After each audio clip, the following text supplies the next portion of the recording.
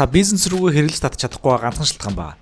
Ганцхан шалтгаан. Тэр нь юу гэхээр хангалттай контент хийхгүй байна. За эсвэл бүр огт контент хийхгүй байна. Амар энгийн сонсогдож магадгүй, бүр ингээд уйтгартай өлөг болсон сонсогдож магадгүй. Гэтэ би сүүлийн 2 жил 100 гаруй бизнестэй хамтарч ажилласан дараа ойлгосон нэг зүйл юу гэхээр ихэнх бизнесүүд орлого өсгөж чаддаггүй шалтгаан нь хангалттай хандлт байдаггүй. Хангалттай хандлт байдаггүй шалтгаан нь хангалттай контент хийдэггүй. Зарим бүр огт хийдэггүй.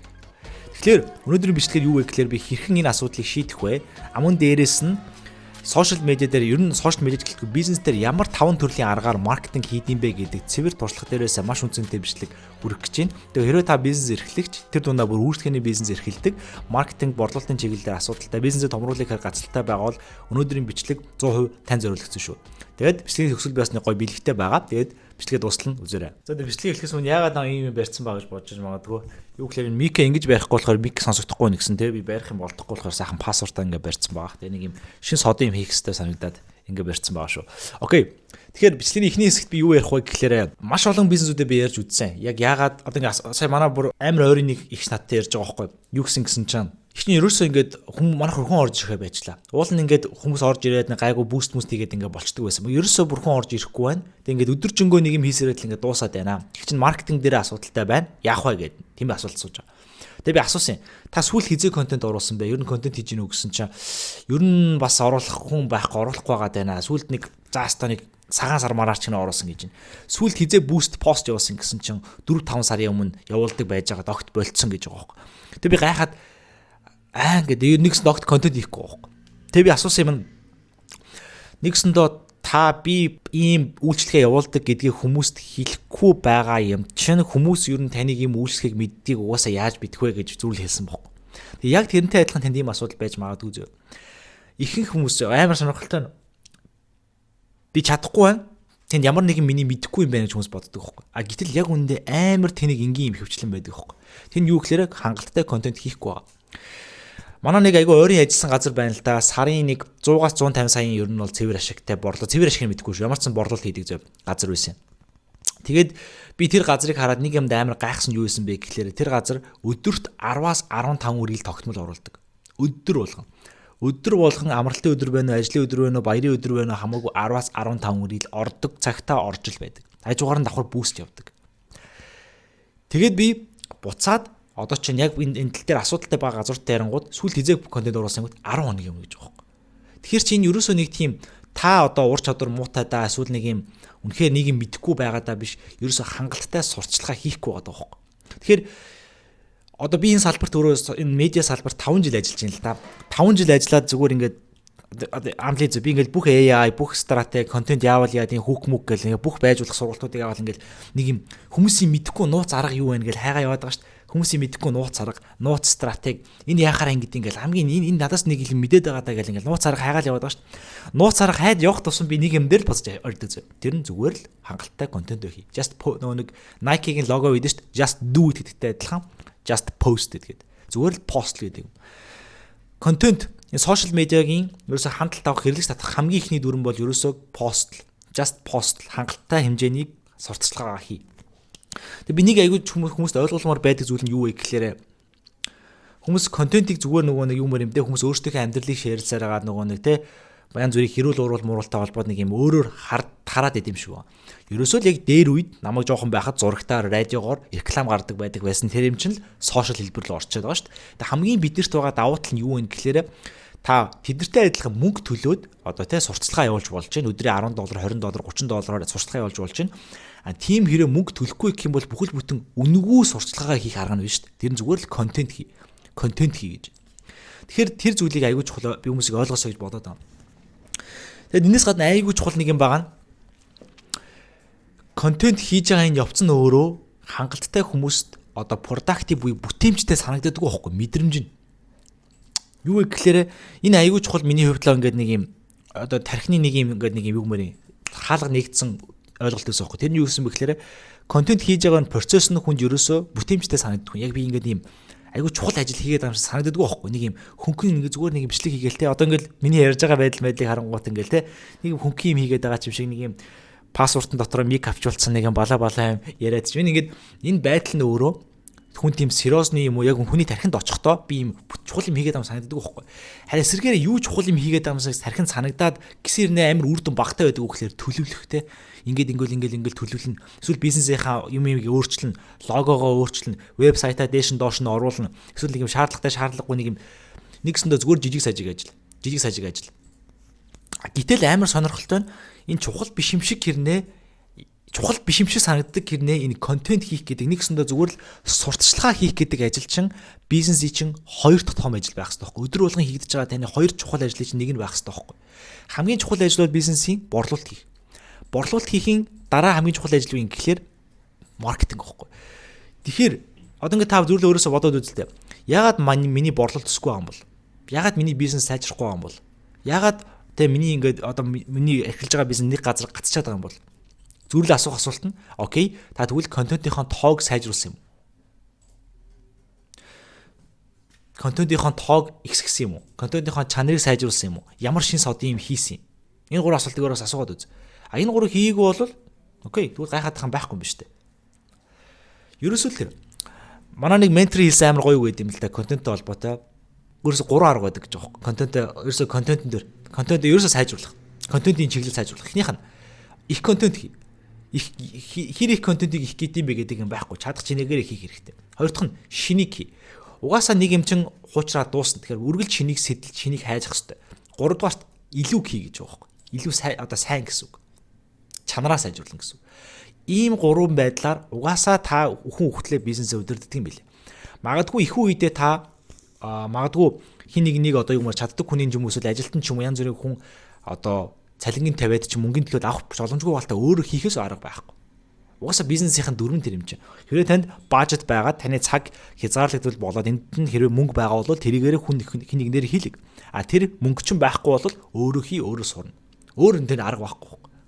Тэгэхээр энэ айгүй чухал зүйл юм. Эхний хэсгээр би хүмүүс ойлгуулахыг гэсэн зүйл юу гэхээр таны орлогч өсөхгүй байгаа зүйл шалтгаан зүгээр л та контент хийхгүй байгаа. Зүгээр л тэгэл болоо. Амар энгийн. Хангалттай контент хийхгүй байгаа юм чинь хангалттай хүмүүсийн уурсгал орж ирэхгүй. Хангалттай хүмүүсийн уурсгал орж ирэхгүй юм чинь магадлалын онлоороо хангалттай борлуулалт гарахгүй байхгүй. Тэгэхээр ерөөс юм чинь ингээ дамнаад амар энгийн болчихж байгаа байхгүй. Ихний point байлаа. Гясны заран чанартай мөртөө тэр нь юу гэхээр бид цөөхөн хідэн хүмүүст бизнес дээр нь үнгүү зөвлөгөө онцлогоо өгж байгаа. Энэ юу гэхээр таны бизнесийн өсөлт хаана гацчаад байна, хаана нүх байгаад байна. Тэрийг онцлоод тэн дээр ямар нэгэн байдлаар шийдэл санал болгож байгаа. Тэгэхээр та доор байгаа линкээр ороод 8 минутын бичлэг байгаа. Тэрийг үзээд доор нь байгаа нэг юм товчон дээр дараа цаг тавих боломжтой байгаа шүү. Тэгээд бүгд нь амжилт хүсье. Бичлэг рүү орцгоё. За хоёрдугаар айгүй чухал point нь юу гэхээр нийт 5 арга байна. Ерөөсөө энэ хорвоо ертөнц дээр янз бүрийн байдлаар хууль ёсны дагуу танил талмал байхгүй хүн амтны шомбогдож боовдохгүйгээр яг хөрхийн одоо өөрийнхөө гэсэн бараа бүчлэгийн үйлчлэгийг сурталчлах хүмүүст хүрэх 5 арга байна. Энэ 5 аргаас та хоол унахгүй. Энэ 5 аргыг л угаасаа ашигла. Эхний арга нь юу вэ гэхээр warm outreach гэж байгаа. Нэгсэндээ таньдаг хүмүүс рүү холбогдох арга байна. Хувьчлаад гэсэн үг.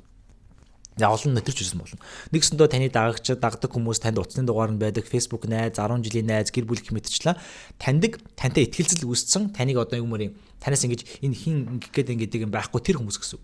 Тэр хүмүүс танд ямар нэгэн байдлаар санал болгож байхад одоо шинэ юм би зарж эхэлжээ гэдэгт тэр хүмүүсөө санал болгодог. Эсвэл би янз бүрийн байдлаар одоо багадгүй бараа орж ирэх гэхэд тэр хүмүүс энэ одоо хамгийн ихнээр худалдаж авах магадaltaй хүмүүс байдаг гэсэн. Миний бизнес ч гэсэн амяах тэгж эхэлсэн. Би таньдаг хүмүүс рүү анх өөрийнхөө юм үйлчлэгээ, сервис гэдэг юмыг санал болгоод тэгээ эхэлчихсэн бохоо. Ягаад тэгэхээр тэр хүмүүс намайг одоо үнэхээр миний ур чадвар муу байж болно ш бид өгөж эхэлж байгаа учраас. Тэгэхээр тэр хүмүүс намайг одоо нөгөө нэг суг гэж юм юм дэ доош нарахгүй миний нэр төс хийвтэй. Дээрэс нь би заавал ихтгэлцэл үүсгэх шаардлагагүй намайг таньдаг хүмүүс учраас асуудалгүй байдаг гэсэн үг. За хоёр дахь арга нь юу гэхээр cold outreach. Юу гэсэн үг гэхээр хизээ нэгэн цаг таны таньдаг хүмүүс ч угаасаа дуусна. Байнга таньдаг хүмүүсийг бараа шахаад болохгүй. Тэгэх юм бол нөгөө нэг байнга бараа шахдаг анаа байдаг ш team style руугаа шилжин. Тэгэхээр team ягаад ч бараа шахдаг анаа гэдэг стайл үүсэт байдаг гэхээр байнга юм санал болгоод болохгүй гэсэн. Тэгэхээр хоёр дахь арга руугаа ордог. Тэр нь юу гэхээр cold outreach буюу танихгүй хүмүүс рүү хандна гэдэг.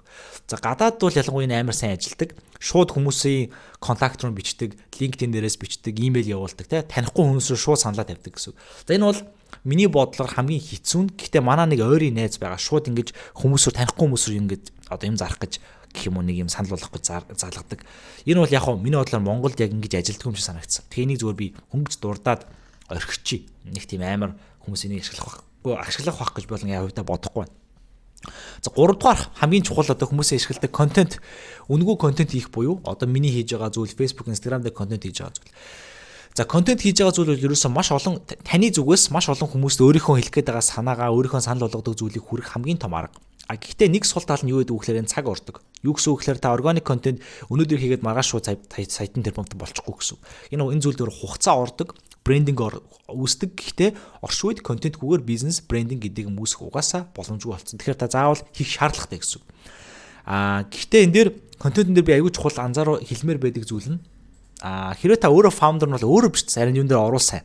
Яагаад тэгэхээр одоо хүмүүсийн цаг уу юун дээр ирчээд юм гэхээр зүгээр царайгүй брэндэд итгэхээс илүүтэйгээр хувь хүн өөрөө брэндэд тодорхойлоо тэр өөрийнхөө компаниг брендийг тодорхойлоод урд нь яваад байхаар тэн дээр ихтгэлцэл өндөр байгаа даа. Одоо жишээ нь уран найл гэдэг ч юм уу те. Өөр одоо юу вэ? За миний толгойн юм орж ирэхгүй. Толгойн янз бүрийн би орж ирэх юм бол зүгээр яг энэ хавьд эдитэлж яхтаа оруулчих. Ингээд одоо энэ миний газрууд бол дандаа нэгсэндөө брендэрээ хувь хүн өөрөө брендээ тодорхойлдог юмуд гэсэн үг. Эдгээр хараа. Эдгээр шүү зөө энэ хавьд байгаа ах гэд ойлгочоорой. Энэ хараа. Тийм учраас та хийх ёстой. За хийгээд органик контентоор та хэрэг дөнгөж эхэлж байгаа бол органик контентоор та яваад ихний борлуулалтууд аль болох гарчул зүгээр. Ихний борлуулалтууд гараад тогтворцсны араас та дөрөвт гарга буюу мөнгө төлж одоо сурталчилгаа явуулах буюу paid advertising гэдэг юм. Төлбөртэй сурталчилгаа. За манайхаар бол одоо boost хийх ad явуулах гэж ярьдаг. Facebook, Instagram хоёр дээр тий. За Facebook дээр ad явуулах бол өөрөө баг 2026 оны хэрвээ та бизнестэй бол хамгийн шилдэг бүр борлуулалт их арга. Бүр S tier тий 10-аас 10 гэдэгтэй адилхан бүр хамгийн супер арга. Ягаад тэгэхээр Meta-гийн AI өөрөө одоо юу мөрийн таны санал болгож байгаа бараг таны хүссэн тэр хэрэглэгчнэр чинь өөрөө AI-ыг бодоод хүргэн явчихдаг хөөх. Тийм болохоор тэр шалтгаанаар ер нь бол заавал та ингэ зовх шаардлагагүй хэрвээ танд бажет одоо тэ төсөв мөнгө нь байгавал шууд хүмүүстэй хүргэл явчихдаг гэсэн. Тэгээ нэг өдрийн $10 $20. Дээрээс нь Монголд байдаг амар том давуу тал нь юу байдаг вэ гэхээр Монгол өөрөө дэлхийд дээрх айдны зардал буюу нэг айдны зардал гэж маш мөнгө төлж байгаа. Тэрүүгээр дэлхийд хамгийн хямдхан оронд ордог. 0.20 гэдэг тоо байдаг хөөх. Тэр нь бол өөрөө 0.20-оор би нэг одоо 1000 хүний хөдөлж авч байгаа юм. Тэр бол яг нарийн тоо зөө. Гэтэ ер нь бол хамгийн хямдханд ордог. Тэгэхээр маш хямдхан оронд бид нар амьдарч байна. Нэгсэндээ та сурчлагаагаа хийгээ суурчих юм бол ер нь бол баг хэрэглэгчнэрээ үнгүй шух авах боломж байгаа хөөх. Хэрвээ та Facebook ad-ийн учрыг олж чадах юм бол бизнес дээрээ суйрлуулж чадах юм бол ер нь бол бид эдийн хийж өгдөг сервис яг ийм сервис. Нэгсэндээ компаниудад ялангуяа үйлчлэгээний бизнесүүдэд хэрэглэж татах систем гэдэг зүйлийг ad-аар дамжуулж суйрлуулж өгдөг хөөх. Угаасаа энэ суугаад өгөхөөр тогтмол хэрэглэгч одоо амар сонирхолтой ийм үсэд идэв. Яагаад би айдан дээр илүү их одоо юу нэг гэж магтаж яриад байгаа гэхэл нэг шалтгаан байна. Органик контент буюу мөнгө төлөхгүй контент өөрөө ийм тогтворчход аягүй хэцүү байдаг хгүй. Зарим бичлэгч амар сайн юм. Зарим бичлэгч амар муу юм. Тэгэхээр бизнес талаасаа өөрөө энэ бизнес чинь тогтворгүй болчихдог хгүй. Зарим нэг сар одоо чинь амар хүнтэй байж байсан дараа сар ногт орлохгүй болоод ч юм уу тийм галзуу уулган шиг юм роллер костер шиг яваад байдаг хгүй. Тэгэхээр таац юм байх хүсэхгүй байх гэж бодож байна. Аль болох тогтвортой. За мэдээж хэрэг бизнес угаасаа ингээл бизнес юм хойно одоо юм ойлгомжгүй тодорхойгүй байдлууд боллгүй л яг. Гэхдээ ядаж ингэж савлмааргүй шүү дээ. Ядаж нэг инүүхэн хавтаа ингэж савлаа явж ямаар шүү дээ. Тэгэхээр тэрийг бий болгодог зүйл өөрөө ad буюу сурталчилгаа байхгүй. Facebook ad өөрөө маш тогтмол орлогыг үүсгэх бүр ингэ ихний суурь. Ягаад би орлогочин тогтмол болж ийн гэхээр таны энд орж ирж байгаа хандлтчин тогтмол болчдөг байхгүй. Хандлтчин тогтмол орж ирээд байгаа учраас орлогочин тэрийгээд байгаа тогтмол болчдөг байхгүй. Тэгэхээр угаасаа бизнес яг та бизнестэй олон жил бизнес хийж байгаа бол заавал ad хийх ёстой. Ad-гүйгээр нь 2026 онд ингээл нэг контентмент бос боломж байхгүй. Тэр бол өстой нэг үлгэр ер нь бол. За ингээд дөрөвт гарах юм байна. За тавт гарах нь юу вэ гэхээр referral гэж байгаа англиар монголоор болохоор юу гэсэн үг вэ гэхээр амнаас ам дамжих гэж. За таны үйлчлэгээ одоо амнаас ам дамжих аргаар бол бүр ингээд зүгээр бизнес нь явдаг хүмүүс биш зүгээр л амнаас ам дамжиж явдаг. Зүгээр л хин нэгнээс ингэж амнаас одоо энэ миний үйлчлэгээ эдийнх та дажгүй газар юм байлээ шүү дээ. Миний найз ороод үзээч. Ахинд ороод үзээч. Ээж ороод үзээч. Аав ороод үзээч гэдэг байдлаар одоо тий ам дамжих гэсэн. Ам дамжих маркетинг бол дэлхийн ертөнцийн дээрх өөр хүн төрөлхтний түүхэнд байсан хамгийн шилдэг маркетинг арга байхгүй.